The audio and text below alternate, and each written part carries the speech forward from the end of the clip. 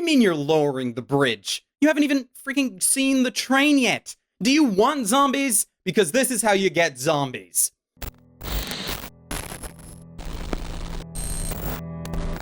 I'll be honest, the main reason that I started watching this series is because the internet told me that it was Attack on Titan, but in a steampunk feudal Japan kind of world, which quite frankly is a really good way of, quickly trying to potentially sell this series to people. It's also probably the main reason why I even started watching it this season. And I bring this up because it is an inevitable comparison that in many ways I don't think is entirely accurate. On the one hand, Kabaneri is made by the same studio as Titan. It was directed by the same person, it has a similar art style, the same musical composer, and as far as the development of our main character goes, it contains some fairly similar plot points. However, that's as far as the comparison goes. This show is much more of a steampunk heavy series with samurai and nail guns who fight a zombie apocalypse. There are enough major differences between these shows that makes this series distinct enough to stand on its own.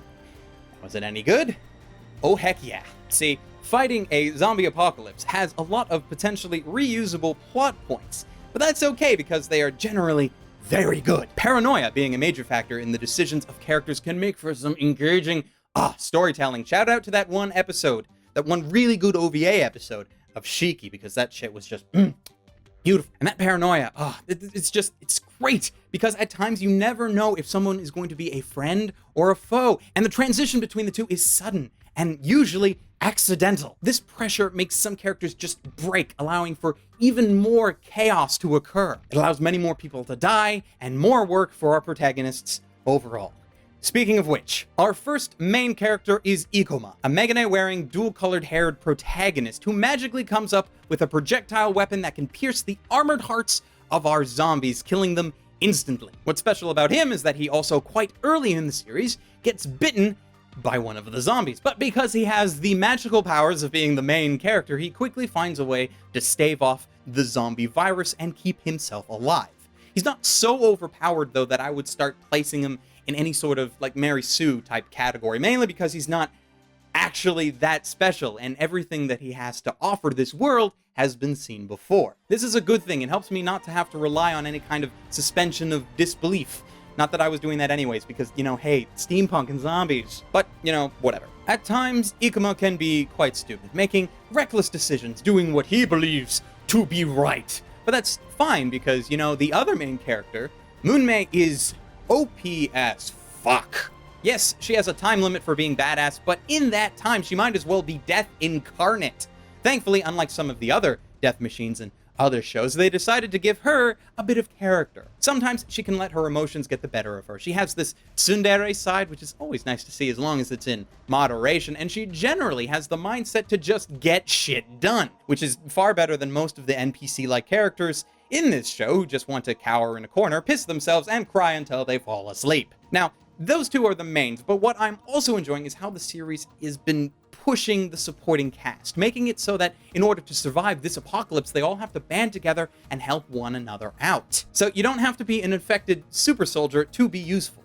And I like that. So that's what we got with this story so far. A bunch of scared shitless regular humans on a big metal death trap of a train conducted by a take-no-shit muscle-bound goddess controlled by a feudal princess who's got a lot to learn, run by a loyal but not always smart crew, and protected by two superpowered badasses who know how to get shit done. Usually. I will say that thus far, Kabaneri is the most enjoyable series of the season for me.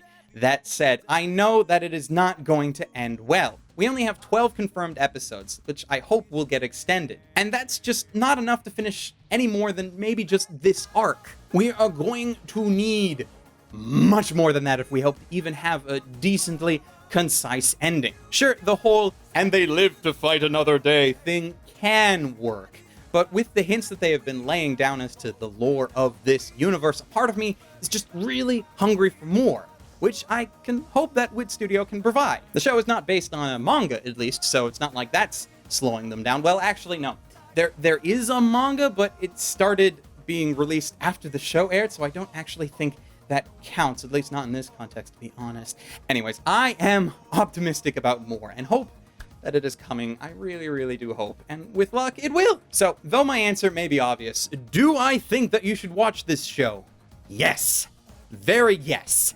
However, what disappoints me is that it is quite actually a pain in the ass to watch, at least legally. So far, the series is only available on Amazon Prime of all places, and even then it's US only, which sucks majorly for me, because I had to do a crap ton of VPN shenanigans to get it to work, and honestly, it was much more of a hassle than I wanted to deal with. And considering how cliffhanger-like the plot has ended up being so far, as much as I like it, I might just hold off for now until there is a more reliable way to watch it safely. Yes, I know fan subs exist, but that's not how I roll, unfortunately. Though I might be waiting a while for it, because, while the series hasn't been officially licensed, it was produced in part by Aniplex over in Japan, so I expect Aniplex of America to get first dibs, and then, they're going to release the series and charge a metric crap ton for it, which is very pressing.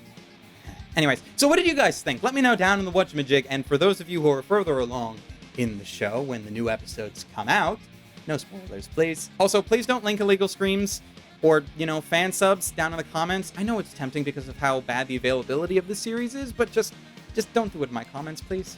Thank you very much. Also, thank you for joining me on this first reaction. If you like this sort of thing, hit the like button to let me know. And if you have any ideas or suggestions of what you would like me to talk about next, please let me know down in the comments, though chances are I'm going to be doing it anyway. And until next time, ladies and gentlemen, and others, stay frosty.